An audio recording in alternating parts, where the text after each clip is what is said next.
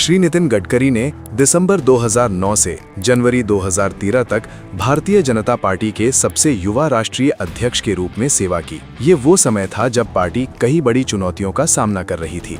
लगभग 2 दशकों के बाद भाजपा को नई ऊर्जा, अनुशासन और स्पष्ट विजन की आवश्यकता थी। गडकरी जी को पार्टी की आंतरिक शक्ति और दीर्घकालिक लक्ष्यों को पुनर्जीवित करने की जिम्मेदारी सौंपी गई। वैचारिक दृढ़ता और अंत्योदय अध्यक्ष के रूप में उन्होंने भाजपा को वैचारिक रूप से पंडित दीनदयाल उपाध्याय के एकात्म मानववाद और अंत्योदय से पुनः जोड़ा।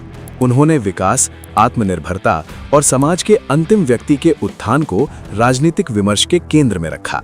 उनका मानना था कि राजनीति में केवल नारे नहीं बल्कि समाधान होना चाहिए।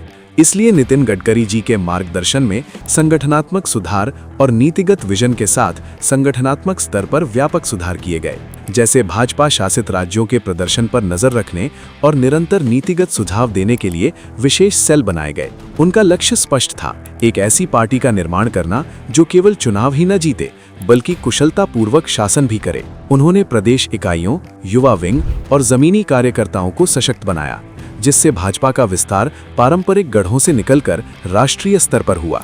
समावेशी विस्तार को लेकर गडकरी जी ने समावेशी संपर्क पर विशेष जोर दिया था। अंत्योदय से प्रेरित कार्यक्रमों के माध्यम से उन्होंने गरीबों, पिछड़ों, दलितों और वंचित वर्गों के बीच पार्टी की पैठ बढ़ाई, जिससे सामाजिक संतुलन और समान अवसर के प्रति भाजपा की प्रतिबद्धता और मजबूत हुई। संस्थागत स्थिरता, उनके नेतृत्व में पार्टी के संविधान में संशोधन किए गए ताकि नेतृत्व की निरंतरता और संस्थागत स्थिरता सुनिश्चित की जा सके। ये व्यक्तिगत राजनीति के ऊपर संगठनात्मक शक्ति में उनके विश्वास को दर्शाता था। भविष्य का मार्ग प्रशस्त।